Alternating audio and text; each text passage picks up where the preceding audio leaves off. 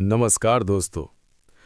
जरा सोचो कि जब एक शांत प्रांगण, वायु में गहरी शांति है, जैसे समय स्वयं रुक गया हो, याज्ञवल्क्य अपने प्रस्थान की तैयारी कर रहे हैं, तभी मैत्रेयी उनके समीप आती हैं।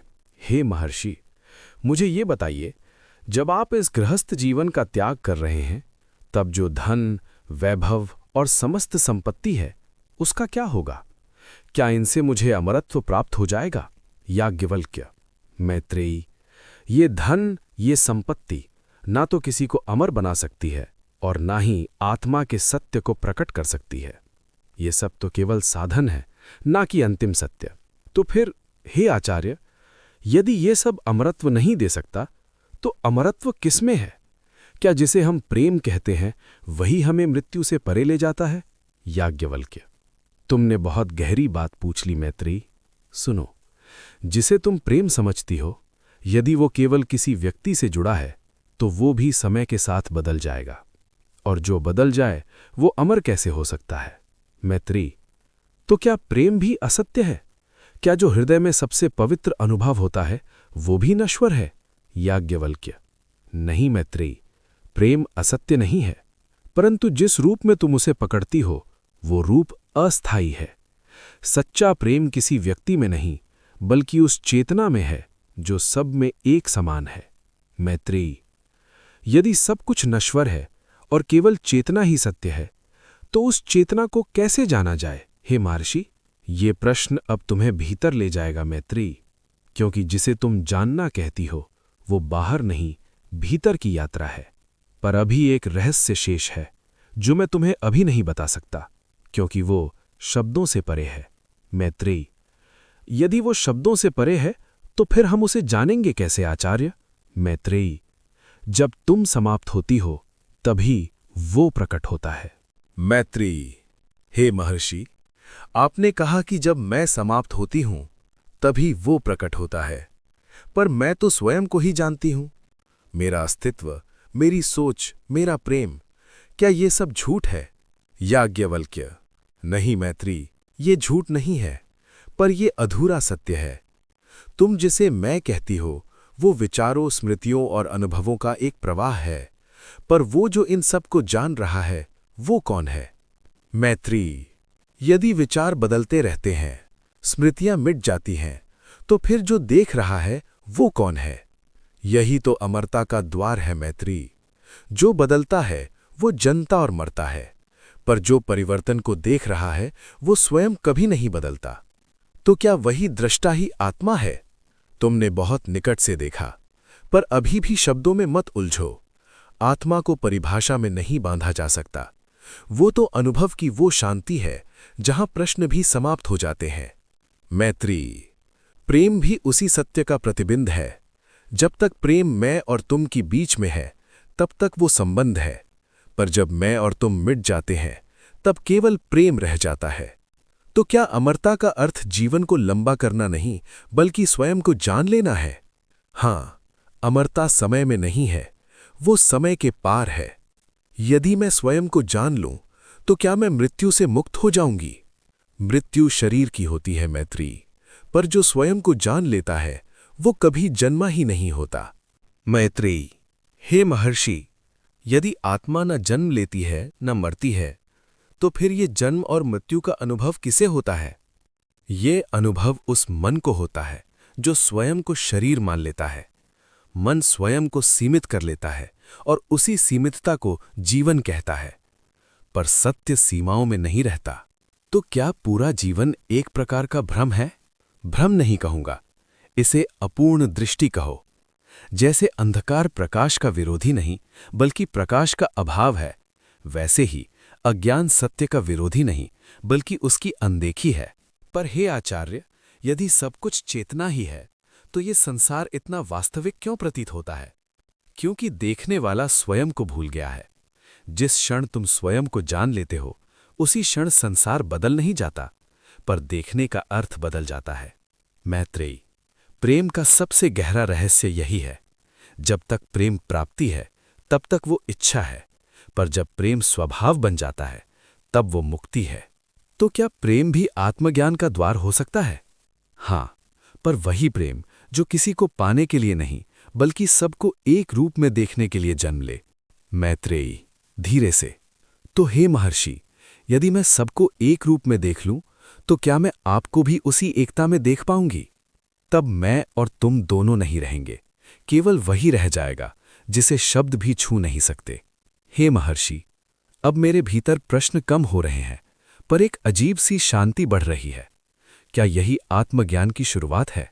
हाँ मैत्री, जब प्रश्न समाप्त होने लगते हैं और भीतर सुनना शुरू हो जाता है, तभी यात्रा वास्तविक दिशा पकड़ती है। पर यह सुनना किसका है?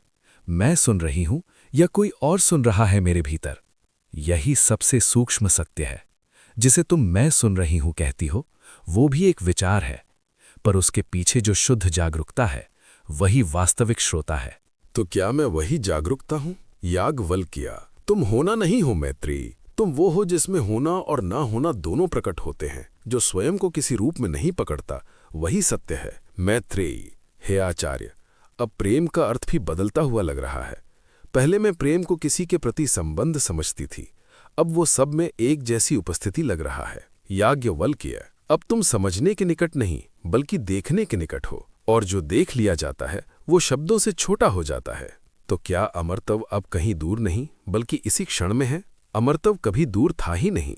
तुमने जिसे खोजा वो हमेशा तुम्हारे देखने से पहले मौजूद था। याज्ञवल्क्य, मैत्रेयी, अब मैं प्रस्थान करता हूं, पर जिसे तुम जान चुकी हो वो कभी तुम्हें छोड़कर नहीं जाएगा, क्योंकि वो न मेरा था न तुम्हारा। मैत्रेयी, अब मैं समझ रही हूं, आप गए नहीं हैं, क्योंकि जाना भी एक विचार था। क्या सच में वो चले गए या फिर अब वो मेरे देखने की सीमा से परे हो गए हैं? हे मौन, यदि सब कुछ यही है तो मैं जिसे खोजती रही वो कौन था? भीतर की अनुभूति जिसे तुम खोजती थी वो खोजने वाला ही था। तो क्या प्रेम वास्तव में किसी और को पाने का प्रयास नहीं था? भीतर का स्वर, प्रेम कभी दूसरे का नहीं था, वो उस एकता की पहचान थी जो सब रूपों में स्वयं को देख रही थी। तो हे जीवन, अब मैं समझ गई, अमरत्व कोई उपलब्धि नहीं था, ये तो केवल भूल का हट जाना था। मैत्री अत्यंत शांत स्वर में, अब मैं किसी को नहीं खोऊंगी, क्योंकि अब मैं किसी को अलग मान ही नहीं रही। यदि सब कुछ एक ही चेतना है, तो फिर ये मैं जो अभी बोल रहा है वो किसके भीतर उठ रहा है? भीतर का अनुभव, जिसे तुम मैं कहती हो, वो भी उसी चेतना की एक लहर है। मैत्री, तो क्या आप कोई खोज शेष नहीं रही? भीतर का अनुभव, खोज तब तक थी जब तक तुम स्वयं को खोया हुआ मानती थीं। जिस क्षण ये मान्यता गिरती है उसी क्षण खोज भी विलीन हो जाती है। मैत्री, तो याज्ञवल्क्य का ज्ञान क्या केवल शब्द थे?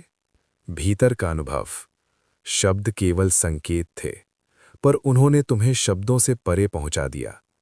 जो गुरु बाहर दिखाई देता है वो भीतर के मौन को जगा देने का माध्यम होता है।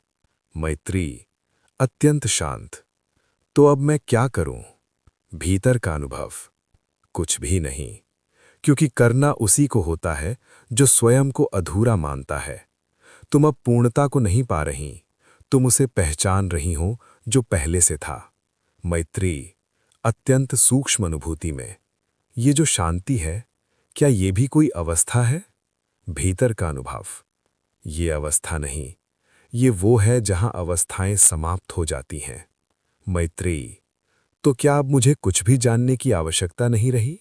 भीतर का अनुभव, जिसे तुम जानना कहती थीं, वो केवल दूरी थी, अब कोई दूरी शेष नहीं। तो क्या मैं अब वही हूं जिसे मैं खोजती थी? खोजने वाला और जो खोजा जा रहा था दोनों कभी अलग थे ही नहीं, ये केवल दृष्टि का भ्रम था। याज्ञवल्क्य की उपस्थिति अदृश्य रूप में अनुभूत। मैत्रेयी, जिस दिन तुमने प्रश्न पूछा था उसी दिन उत्तर तुम्हारे भीतर रख दिया गया था।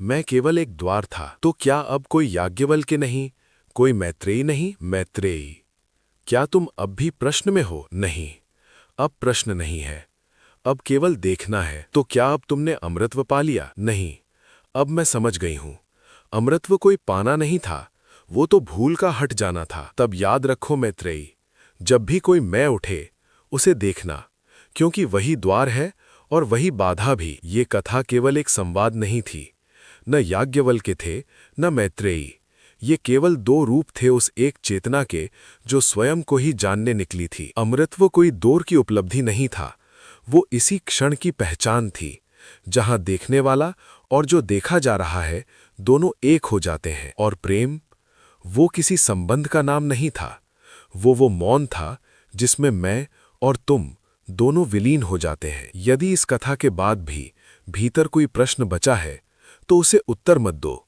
उसे देखो, क्योंकि यही देखना, यही साक्षी भाव, यही आत्मबोध की शुरुआत भी है और अंत भी। धन्यवाद।